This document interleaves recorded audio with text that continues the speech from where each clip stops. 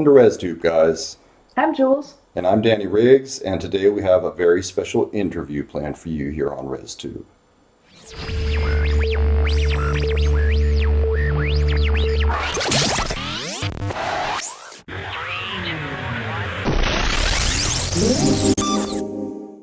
And that interview is special for at least two reasons. For one thing, our interviewees today are Renaldo and the Loaf, the legendary experimental duo that some consider the British cousins of our beloved residents. On the other hand, we wanted to show our love for Renaldo and the Loaf by getting different guest interviewers to participate. So instead of just my lovely better half and myself asking questions, we asked different people, who all jumped at the chance to put some questions to the legendary sound sculptors that we have here today. Before we get started, I would like to clarify that all questions that will follow will be residence-centric, or res-centric if you will. This is not because we mean to diminish the originality of our fine British guests, nor do we want to reduce their importance to their involvement with the residents. The fact of the matter is, a feature-length documentary on Renaldo and the Loaf, to be called 23rd Century Giants and directed by Alex Roten, is forthcoming this year. So if you'd like to know all about their history and their non-Ralph related releases, you'll just have to wait like the rest of us. So to get this show on the road, let's start off by asking, Hey, Hein Fokker here, tour manager of The Residence. When and how did you first discover The Residence? I think it was David that first brought the residents to my attention. This is back in probably late 77. I'm not sure how he found out about them. One possibility was that it was through the recommended records catalogue, which he used to get, which featured residents' releases. And anyway, we sort of thought, oh, that's interesting. And quite very soon afterwards, I went out and bought a copy of the Duck Stab 7-inch EP in a local HMV record shop, and immediately fell in love with it, not having heard anything quite like it before. And following that, and I believe David ordered some resident stuff, and I did from Recommended. I think the second release I got was Not Available. One of the first pressings, which was faulty, and then closely followed by Fingerprints. And from that point onwards, my admiration for the residents' music was firmly cemented in place. You may say, why did I like what I heard? I don't know. It's like, especially Duck Stab. I mean, Duck Stab is perhaps the most accessible record. It was like mutant pop music, which I really enjoyed, and I'd been listening to Devo as well. It was something that's really just engaged with me, and in many ways sort of paralleled the way that David and I thought about music, when we were together as well. Oh, crumbs. Back in the late 1970s, it would have been in one of the music papers. And I've been thinking about this, and it was probably, there was an article in Sounds weekly music paper, an article by Henry Cow's drummer, Chris Cutler. He'd gone on a trip to America, and he's met the residents, and he produced this very interesting article. I knew Henry Cow's music, so I kind of thought, well, if Chris Cutler found it interesting, then maybe I should check it out. What projects do you remember liking first? The first album I managed to get a copy. Residence records were difficult to come by in those days. A bit easier later when Recommended Records started importing them. But this would have been about 77, 78. I managed to get hold of a copy of Third Reich and Roll. That was the first thing I heard. Followed by Fingerprints, I think, and Meet the Residents.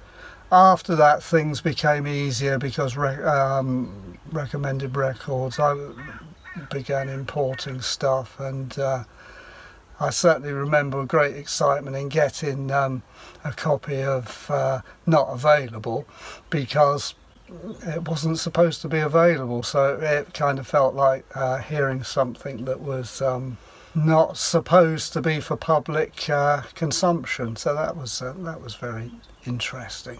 Incidentally, as an aside, if people are interested in the theory of obscurity, when you get to your mid to late 60s, the theory of obscurity becomes a lot easier to practice.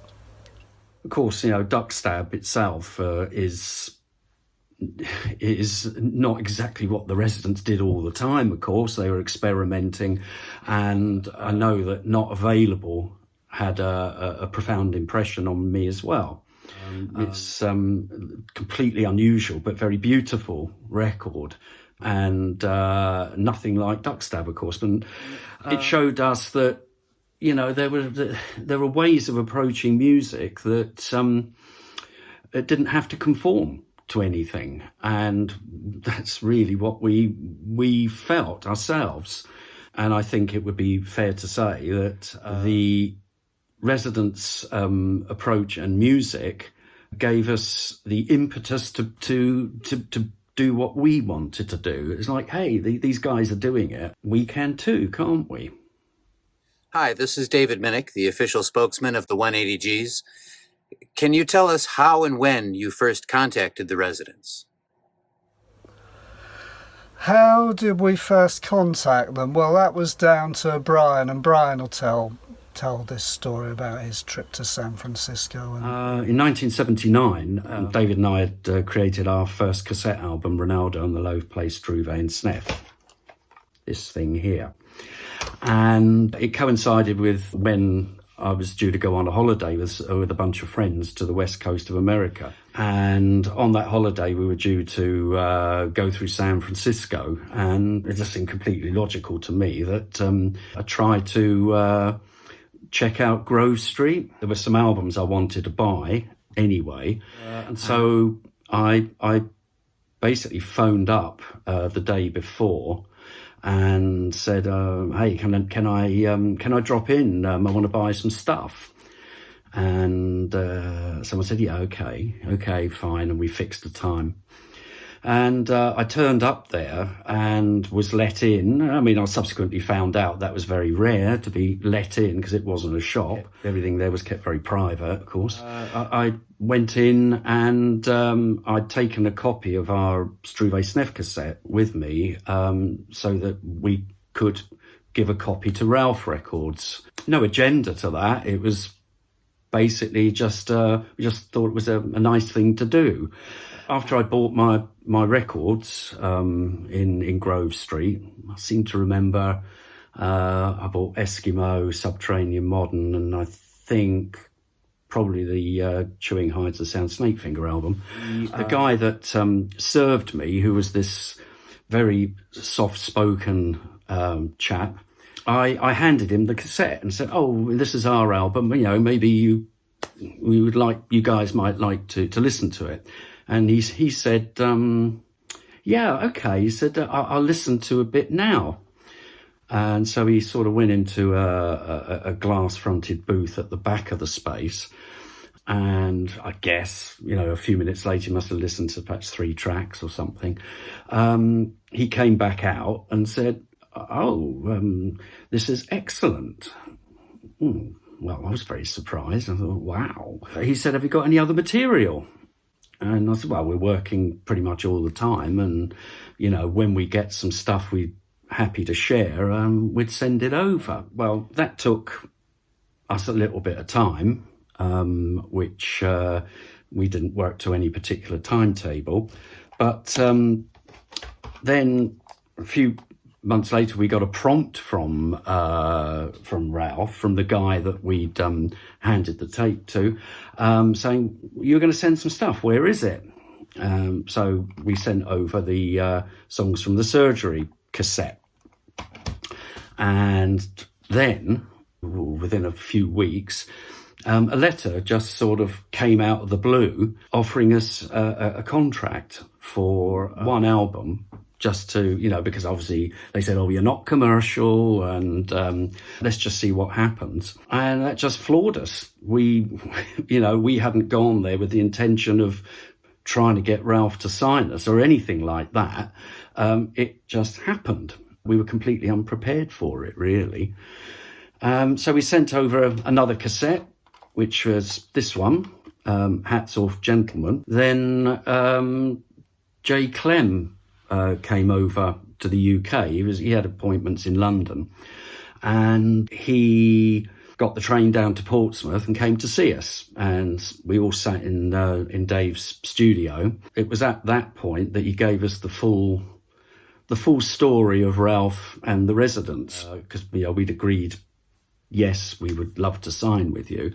And it seemed that when you were part of the fold, as it were, that they were quite content to be very open about the projects that the whole team were working on. And that was that. The material on those cassettes was very much the majority of Songs for Swinging Larvae. And that's the album that came out in 1981. Hi, this is Don from the 180Gs. I'd like to know what it was like being signed to Ralph Records. Well, it was exciting. It was, of all the labels in all the record stores in all the world, Ralph was the one that we would like to have been signed to. So, it was very exciting, but in terms of the way we worked, it didn't really make any difference. It did make a difference when it came to Arabic yodeling, because for the first time we were conscious that we were producing something that would be heard. Everything prior to that, we didn't know it was going to be released. So people talk about the difficult second album. Well, for us, having recorded Struve Snef and Songs for Swinging Larvae, it was the difficult third album. But yeah, Ralph were great because we had a completely free hand. They were very patient with us, particularly when title in Limbo took so long to record. So yeah, they were great. When I said that Ralph were very patient with us regarding the time it took to make title in Limbo, what I really meant was they were very patient with us when we were making The Elbow is Taboo. So that's that cleared up. Renaldo and the Loaf had not actively been looking for any form of contract. We couldn't believe that anyone necessarily would want to release our albums. We'd almost had one released previously, and that all fell to bits. I guess, though, it did give us confidence, that somebody might like our music, but perhaps that spurred on the fact that we were happy to give our tape to Ralph. But there you go. What was it like being signed to Ralph Records? I don't know, it's a bit like a dream come true, I suppose. It was all a bit of a blur. If there was one label in the world that we may have thought that Renaldo and the Loaf would be very comfortable being part of, it was that label. They were extremely fair. Everybody was extremely nice, hugely creative bunch, and there was no pressure. They respected the art you did and let you do it in your own time, which was, for us, was extremely important. Hi, this is Chris Minnick from the 180Gs. 3 Renaldo and the Loaf albums were released on Ralph Records. What can you tell us about those recordings and working with Ralph Records?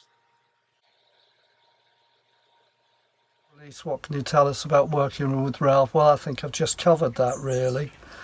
Just to clarify, there were 4 albums we brought out on Ralph. Larvae, Yodeling, Struve Snef on vinyl, and Elbow. Editor's note. We here at ResTube would like to thank Mr. Brian Poole for correcting this, and we would like to apologize to both David Jansen, to Brian Poole, and to Chris Minnick for putting false words in his mouth. Thank you very much, and now we return you to this episode of ResTube. Yeah, the albums that we released on Ralph, like in 1981, the Larvae album was the one which was recorded in complete innocence, no pressure whatsoever, and with no idea that it was ever going to be commercially made available. But it was, and that gave us a lot of confidence. But then we were asked by Ralph, would we like to do a second album? And well, I think it caused a problem for us in that we became hypercritical about our material that we were coming out with, knowing that it could be on a release. And that got a bit scary, I guess. Ralph were great. I mean, they said, no, it's okay. You just take your time. It's no pressure from us whatsoever. When you're ready, that's fine. Well, eventually, 1982, we did send them a tape, a promo tape, this one, the Serious collection, which I guess the title sort of suggested that it's possibly how we were feeling at the time. Perhaps the Serious collection was that we were being very contemplative, perhaps of the music, feeling serious about it, perhaps even wondering, is this at all good enough? As it turns out, they liked it, and that gave us confidence, and eventually we made Arabic Yodeling. All the albums that we did with Ralph, basically we just sent a master tape over to them. They would put the artwork together. We were allowed to send sketches, of course, of ideas, which they did incorporate and help influence what happened. Pornographics would do the artwork, and eventually we get a package of completed albums delivered to us over here in England. And that's the way it worked. The Struve Snef on vinyl from 1984, well, that was a bit of an interim release. We didn't have another album ready. And by then, things had progressed. It became New Ralph by then. And it was seen as a stopgap release, if you like, but we're pleased it did come out. We remixed the original master tapes for that, and the running order was a bit different from the cassette. Eventually, in 1987, we managed to get Album is Taboo released, again after a protracted period of recording, yes, but also other things that distracted us. We did a compilation album in 1985, and also the business side of things and the method of creating the finished product was a bit different from the old Ralph days. It was a lot more commercial, a lot more business orientated, and it took a while to get the whole thing done. But again, the whole Ralph crew were great, no pressure. They didn't put pressure on us, shall I say. They may have put pressure on other people to get this thing finished, but it came out, and there we were. Title and Limbo, an all-time favourite of ours. Could you please elaborate on that with as much time as humanly possible? Basically, we visited San Francisco in 81. We spent 3 weeks there, and towards the end of our visit, the residents came up with this idea of recording an album in 4 days. So we got together in the studio, and we jammed and improvised, and then we started selecting pieces, and we were going to do overdubs and add vocals and so on, but it was ridiculously ambitious to try and record an album in 4 days. So it was kind of put on a shelf, and some years later dusted off, and I wasn't able to go to San Francisco to participate in those sessions, so I sent some loop tapes, one of which was used and became mahogany wood. I'm sure Brian will have lots more to say about recording Title and Limbo, because he was there and I wasn't. So in early 1981, David and I made a trip to San Francisco to go and meet the crew at Ralph Records. We had a great stay there. They made us very welcome. We got to see very much how they worked, As well as, of course, we got a chance to have a nice holiday and look around the Bay Area. So anyway, during our stay there, on occasion, the residents would come into the headquarters, and we had a chat, and they came up with an idea of what would it be like if Renaldo and the Loaf and the residents were in a studio at the same time, and what might come out of it. And we thought that was a good idea. It only turned out that we could do that very much at the end of our time there, and we went into the studio with them. Now, the resident studio was quite compact. 4 people could get in there at a squeeze, although there were extra rooms like booths off of that studio for percussion and vocals and that sort of thing. But for this exercise, we all crammed in very snugly, and basically an 8-track tape recorder was switched on, and off we went. We had free reign of whatever instruments were there. I can remember a very large synthesizer, and I think it was a Yamaha synth, huge thing, an electric piano, couple of guitars. There was a bass, and lots of sort of boxes of equipment, drum machines and stuff like that. And anyway, we just messed around, if you like, for, 2-3 hours, something like that. And it was all recorded. There was no agenda, no sort of, hey, let's do this, let's do that. Afterwards, we had all this stuff, and it was transferred onto a cassette. And that evening, we all got together and listened to the material on the cassette and found bits that we thought worked better than other bits and what might be interesting to pursue. And then the residents said, oh, yeah, let's try and do this album in 4 days. And there was much laughter, and but then they were serious, with day 2 being like, well, taking those elements, and David and I would separately work with members of the residents to work up ideas of lyrics, singing, percussion, overdubs or whatever. The 3rd day we would record all this stuff, and the 4th day we would mix it, and Bob's your uncle, there's an album. No, of course not. I mean, it was it was just a fantasy, of course, but there was this material that we'd sifted out, and we didn't really think about it after that. We came back to England, and that was it. But a few weeks later, a cassette arrived in the post. This one. This is the 4 days tape that they sent with the extracts. And so we at least had a record of our visit there and what came out of it. It was probably about a year after that one of the residents wrote to us about various things, but in that letter made mention of that material and just saying it might be good to actually finish that one day. Well, we couldn't work out quite how.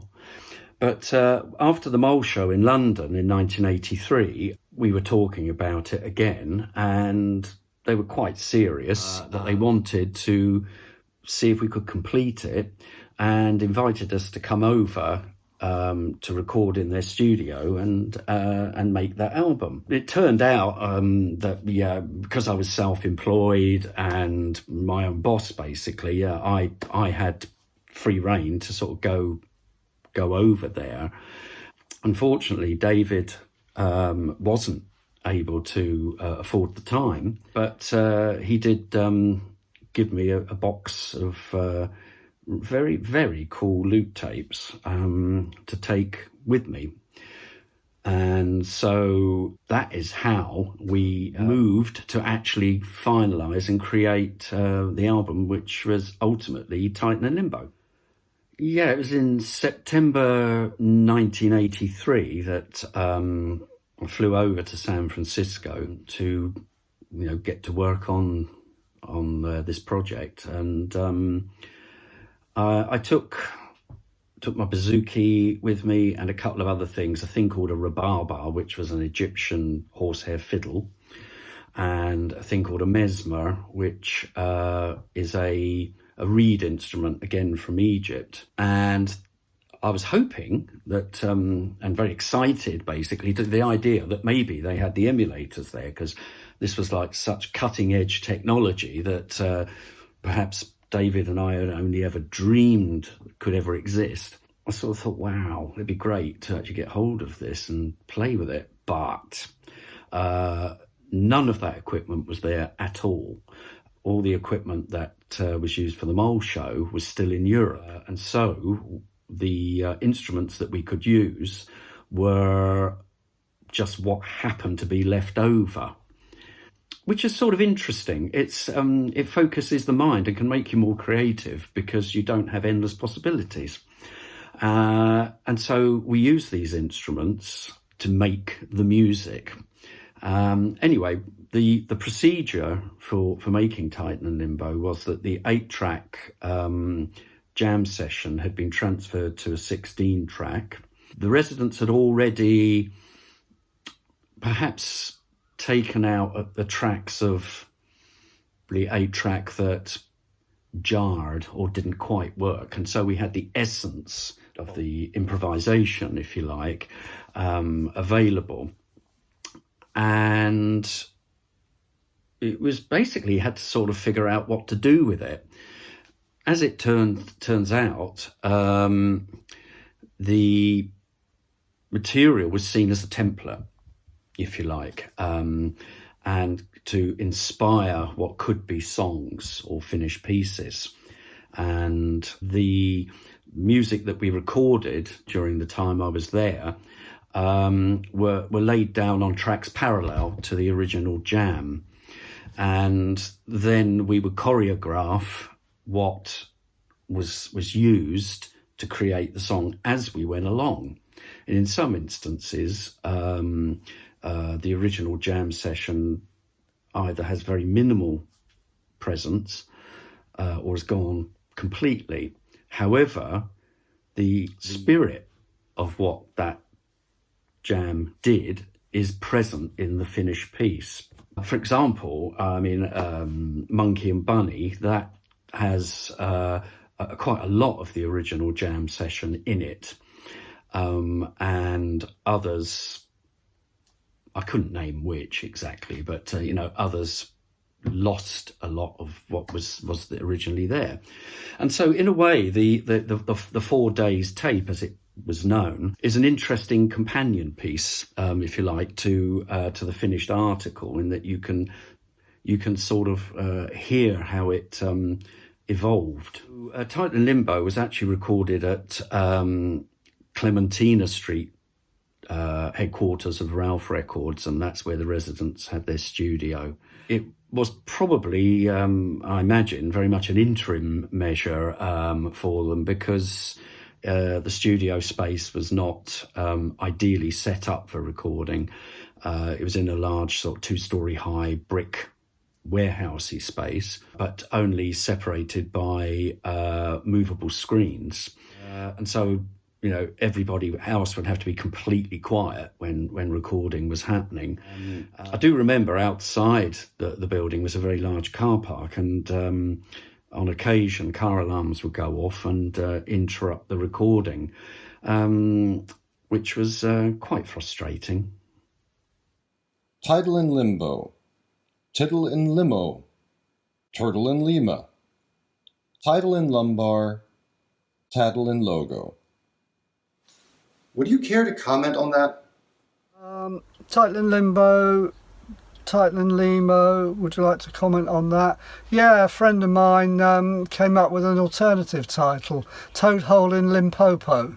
The final album title was actually arrived at while I was there, when we were talking about what should we call it, and the residents said, well, the title's in limbo. And we all just thought, oh, actually, that's a pretty good idea. Let's call it that. The other titles that appear on the sleeve, Tattling Logo, Turton and Lima, etc., those were all added by the residents in doing the artwork as a bit of a tongue-in-cheek thing. Talking about titles, I found in the tape box that they gave me this.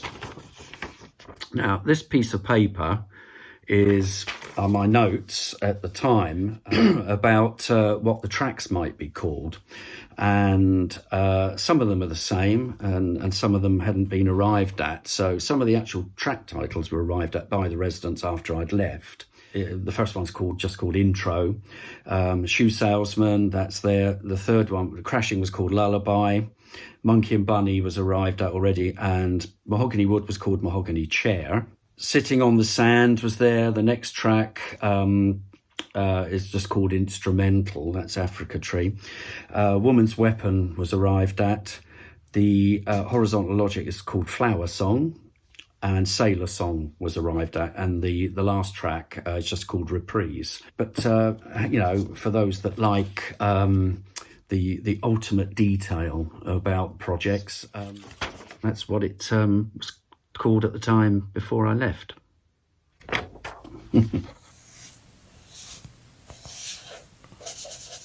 Hey guys, Steve Cerio here. Can't tell you how happy I am that you guys are back doing music again. It's really exciting. You guys seem to have not missed a step. You still just seem like you're still on the same path that you were before. It's really inspirational. Anyway, got a few questions for you. Did you share any of the lyric writing, or was it separated out evenly between the two groups? All the lyrics for Titan and Limbo were written by the residents. The singing resident kept a number of notebooks, and I got the impression that he is constantly writing ideas down. And he referred to those notebooks for subject matter and lyric ideas for the album, which he would adapt the lyrics as necessary to fit with the songs that were coming out. With regard to the singing, obviously during the process, we did try to sing together. It didn't work. Our voices were far too different to actually work together. So you will note on the album that we take turns to sing on songs. One thing I did notice is that when the singing resident was recording his pieces, he would emote the lyrics very, very similar way to he does on stage. So that was pretty interesting to see. One of the first songs that was recorded was the vocals recorded on was Woman's Weapon, and for his parts, the resident had to basically he was laying on the floor. Because he had strep throat and wasn't feeling very well at all. So he was just sort of prostrate on the floor, and the microphone was just put next to him. It was quite an image. Actually, there is a photograph. Were the overdubs all charted and planned for Title and Limbo, or were those mostly improvised? And while we were working on Titan and Limbo, there was no significant planning of what we were going to do. The overdubs were created in a way that I felt comfortable with, because it was very much the way David and I worked. You'd play what you had and you'd sit there and improvise along with it, and ideas would come. And that was very much the way the residents worked too. Nothing was scripted, although as the piece developed, the critical eye would come into it, and it would hone itself into a more finished feeling. And I loved it. I mean, basically, it was just like playtime. It was pretty intense experience in that the residents chose to complete this while I was there, and that I was there for 3 weeks. I got weekends off, And every day we would work between 9 o'clock and 6 o'clock with an hour off for lunch. So it was serious. It was a serious body of intense work to create it. Although the time just flew. I mean, when you're having fun, you know. Eventually, it came together. We had a series of songs. As typical with these things, it was actually on the last day I was going to be there that we were able to mix it. I sat at the mixing desk with the guy who engineered the whole thing, Hardy Fox, and we sat side by side and created the final stereo mix of the album. And literally, he was able to run me off. This here is a no, it doesn't. There's blank on the back. I didn't realise that. Hold on, it's the reel-to-reel of the album at 7.5 inches per second, which he made for me to bring back, and so that Dave could actually hear it. The mix is the same as the final album. Except the only difference is that the seagull noises on Sailor Song aren't on that one. The residents added that after I'd left. It was a minor detail, I know. And so I was able to come away with the finished product. He's sort of a mythical character. You don't hear many stories about him. I was just wondering if Snakefinger was there in the studio with you, or if he was if he worked in another studio and sent his tracks in.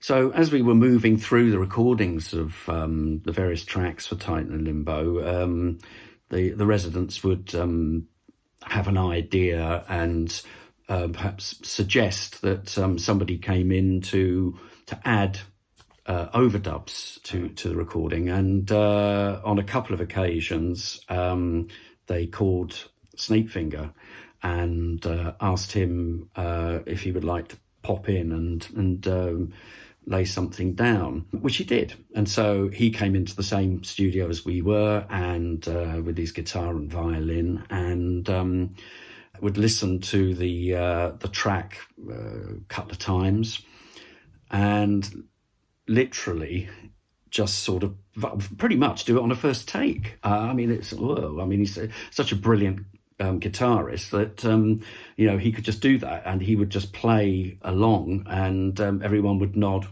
approvingly that sounded great. And it was an absolute pleasure to be in the same space with him, if you like, and be on the same recording. I do remember one very strange thing, because I mean, I'm not the most great guitarist or anything like that, but when Snakefinger came in, he said, while they were setting stuff up, he said, "Oh, hey, shall we jam a bit?"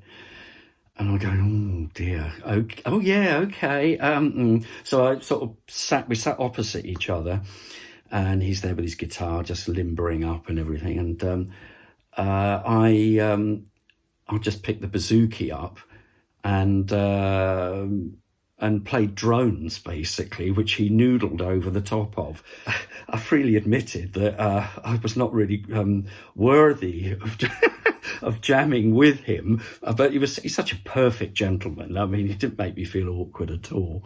But yeah, that was very memorable. Also, the residents thought it'd be great to have Nessie Lessons sing one of the songs, and she sings Crashing. And again, it was lovely to meet her and to see her work and to sing with her. I did actually sing with her, by the way. I am there, but way down in the mix, doing some sort of choir boy thing. But, it's what you do, isn't it? I always wondered if when you guys went in the studio to do Limbo, if you or the residents brought any song fragments or compositions, anything written or pre-recorded into the studio. I think it's fair to say that neither band necessarily brought preconceived ideas to it. As regards to song fragments or whatever, I mean, as I mentioned before, David gave me a box of loop tapes, and one of those loop tapes forms the backbone to Mahogany Wood, and generated really the whole feel of that song. I mean, Mahogany Wood was the only song that was completely created in 1983. As all the others were generated from the improvisation. So, yeah, I mean, Renaldo and Loaf brought a box of loop tapes, and did actually have an influence very much on one particular song. But otherwise, no party brought any musical agenda to the project, as far as I was aware. I'd imagine it must be a little tense, like having multiple artists all in the room together, like from different groups. I mean, like Captain Beefheart said when he asked about doing music, he said, me. So I was just wondering if any egos got jostled in the recording of Tidal and Limbo.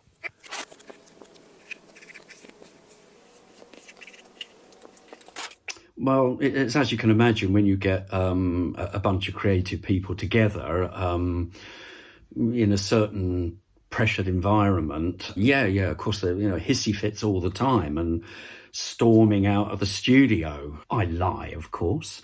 No, absolutely no ego situations whatsoever. Everybody had the greatest respect for each other, and I personally don't perceive that the residents really do the ego thing at all. So in answer to the question, no egos got harmed in the making of the album. Hi guys, I'm Walter Robotka. I run Klanggalerie, and my first question to renaldo&theloaf is, how did it feel when Tidal and Limbo was first released as a double CD? The 2 CD Tidal and Limbo, I don't really have any opinion about that. I mean, I don't really have any opinion about it. It was always a bit of frustration that the album Tidal and Limbo was not available on CD very easily.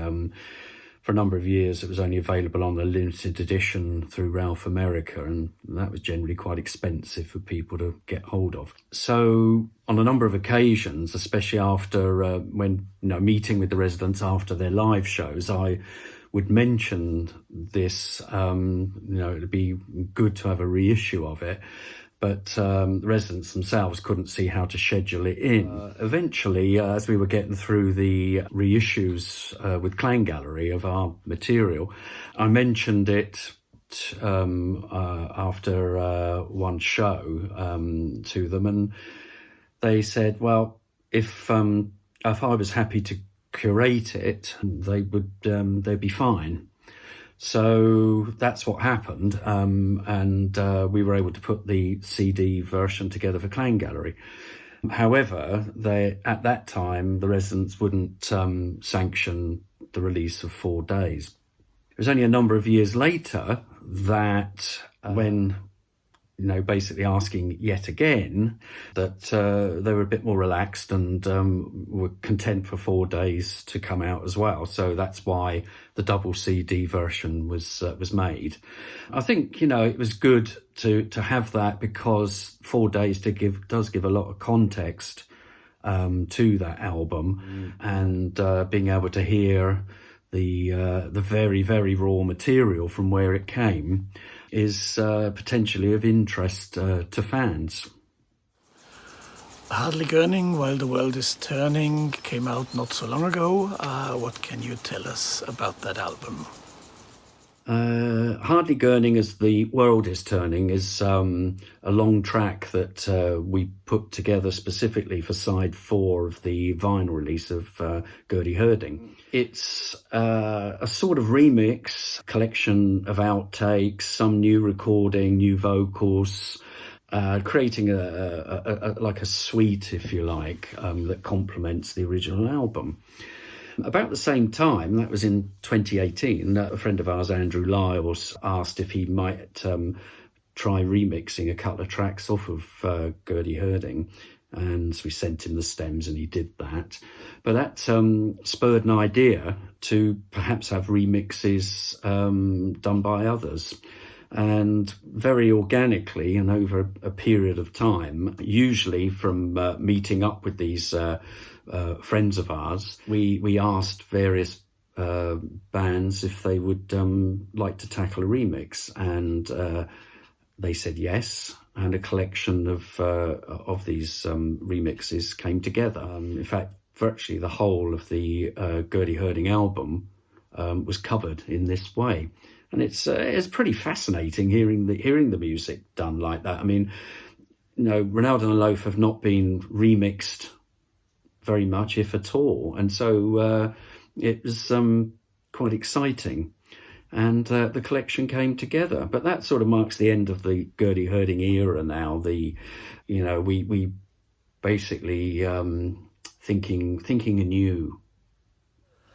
Well, we had a few pieces, not exactly outtakes, not exactly remixes, sort of snippets that weren't really songs, that kind of related to the Gertie Herding material, and we kind of glued them all together and made them into a long piece, which eventually had the title "Hardly Gurning While the World is Turning," which became the fourth side of the vinyl reissue of Gertie Herding.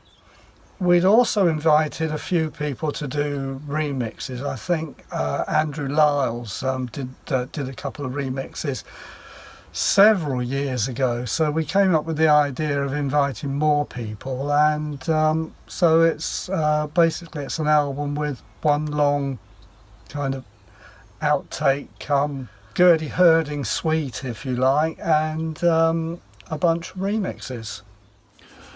This is a question for Dave. What can you tell us about the album Stuck Bed that you released under the name of The Darkening Scale? I was looking on the Residents website one day, and the Residents had posted up a Bark is Dead reimagined track, which I really rather liked. And Bark is Dead's always been one of my favourite tracks on Duck Stab. And I thought, well, that's interesting. Yeah, I'll have a go at that. And all I had to work with for the whole project was the CD. So yeah, I sampled a few bits and managed to extract the vocal, and yeah, put together a version of Bark is Dead. And then thought, well, why not have a go at the other tracks as well? So yeah, I ended up recording the whole thing. It was an important project in the sense that extracting usable material from a stereo recording, not being able to go back to the individual tracks and get bits out, it was quite challenging to do that. Having done it, it gave me the confidence to tackle some Renaldo and the Loaf material in the same way. Because a lot of our early stuff is on tapes that they need baking and all the rest of it to be able to get at the individual tracks. So yeah, I started playing around with the with some Renaldo and the Loaf pieces, and eventually, I didn't realise that at the time, but eventually some of that material and other material formed the basis of the backing tracks that we use for the live performance in Vienna. Hi, my name is Jay, also known as Imaginary Jacques. I'm the founder and admin of the Meet the Residents Wiki, and I have a few questions for Renaldo and the Loaf. My first question, would you consider yourselves to be Residents fans, and do you have any favourites among their more recent projects? I would consider myself an admirer and fan of the Residents. I have been for 44 years now, and to actually maintain an interest for that number of years must mean something. I'm also a collector of their stuff. which can be a bit obsessive. I'm not the only one. There are a lot of obsessive Residents fans out there. I think it's true to say that their earlier work like Duckstab, Buster and Glenn, Fingerprints and Not Available still pretty much top my list of their projects. I still love Mutant Pop and I still love the feel of Not Available. However, I mean, the Residents output, of course, is very fluid, diverse, surprising, usually. And so you'd have to allow yourself a bit of time to assimilate the music that they make.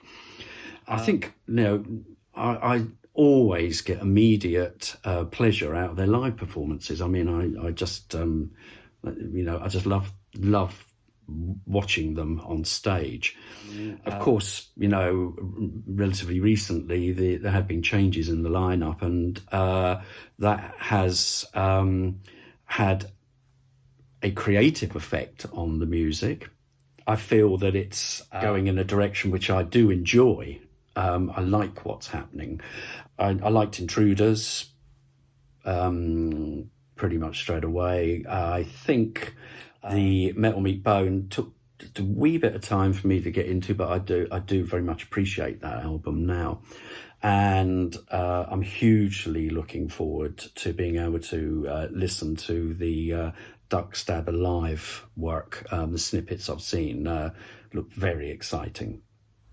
I'm a big fan of all of the early stuff. Still a big fan of that. The later stuff, I guess I'm more selective. Animal Lover was one that I really liked. The most recent album, which I can't remember the title of, but I like that as well. Do you have any favourite anecdotes that you can share with us about the Residents or the Cryptic Corporation? I seem to remember one detail about our visit to Grove Street in 1981. It's about a cat. I mean, so this cat lived in Grove Street, and its name was Randolph. And one day we noticed that Randolph had a bow tie on. And when we asked, why is Randolph wearing a bow tie? They said, Randolph wears a bow tie when the Residents are working in their studio, and it means that, people should try to be quiet and keep things private. And, we had absolutely no reason to suggest that wasn't the absolute truth. Also, another memorable thing is that one of the Residents came to visit me in Portsmouth in 1984. He was travelling in Europe and came over, and he came and stayed with me over the Christmas period. And we went down to the high street, had a few beers, and then I took him to the midnight mass, the carol concert at the cathedral. And it was quite surreal, standing next to one of the Residents singing Christmas carols. But we had a great time. It was a really good visit. And while he was with me, we did a bit of recording and made a song which we've put on our Breadcrumbs CD called Is This Tradition, which sort of commemorated his visit. So that was all, it was really, really good times. Oh, and then there was the hot tub. Yeah, I've got a good one actually. When we were in San Francisco in 81, most of the trip we stayed in one of the Residents' houses. And on another evening we went round to another Resident's house for dinner. And after dinner, the resident whose house it was said, "Would you like to see my hot tub?" Now, bear in mind, this is 81. I'd never heard of a hot tub. And I'm thinking, why does he want to show us his washing machine? Anyway, that was soon cleared up, and I realised what a hot tub was. And we all got in the hot tub. completely naked, and we sat in the hot tub talking, and at some point, I can't remember quite when, but one of the residents very dryly mentioned that now you'll be able to tell people that you can recognise the residents by the shape of their penises. My third question, what can we look forward to in the future of Renaldo and the Loaf? Sure. Your guess is as good as mine, I don't know. I mean, another album would be nice, but and there are bits, there are lots of bits, lots of fragments, lots of ideas, but we need to sit down and talk about what we could possibly do with those. Of course, lockdown and COVID and everything's not helped, because until last week I'd not seen Brian for nearly 18 months. So yeah, there's a lot to talk about and a lot to think about in that sense. Well, it's very much the way David and I work is that Renaldo and the Loaf never really pre-plan their musical future. We allow things to happen when they happen. That's not to say we're not necessarily thinking of musics, but certainly in recording things or finishing pieces, they tend to happen organically, and all of a sudden we may find we have some tracks together, but we never know exactly when. So apologies for that to fans who might get a bit frustrated that there are gaps between releases. David and I have agreed and resolved that we would very much like to record a new album, complete a new album. We do have sketches. We've got a number of sketches. There's work to do to turn them into songs and see where they take us. There is, of course, also a feature-length documentary film made by Alex Roten that is due for release later this year in some form or other, ideally on Blu-ray, but also digitally, I'm sure. So, you know, there are things happening. So just watch this space, I guess.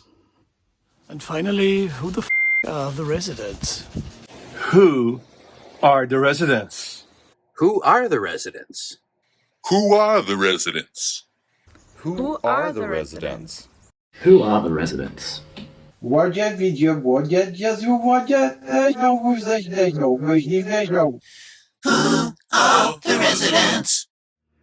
The only way I could tell you who the residents are is in Morse code, and I can reveal that the residents are dit dit da dit dit dit dit dit dit da da and dit da dit dit dit dit da dit dit dit dit da and dit dit da dit dit dit dit da dit dit dit, and finally dit dit dit dit dit dit da dit dit da da dit.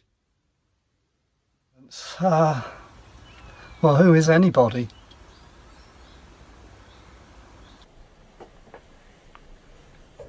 Thanks for tuning in to a very special episode of ResTube.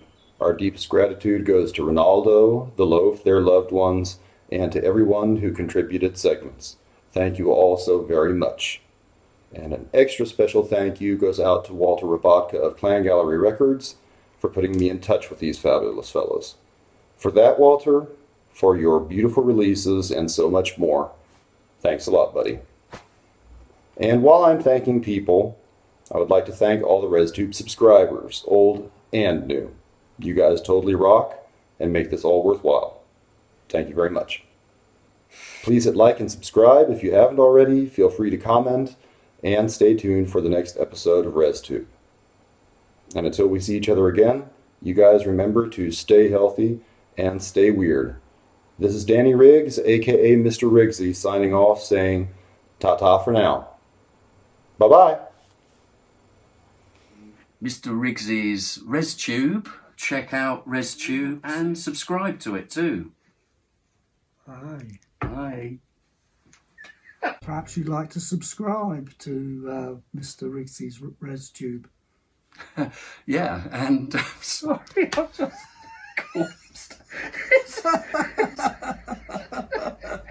And I was going so well. I'm sorry. It's because it's not. It's not actually called Mr. Riggs's ResTube.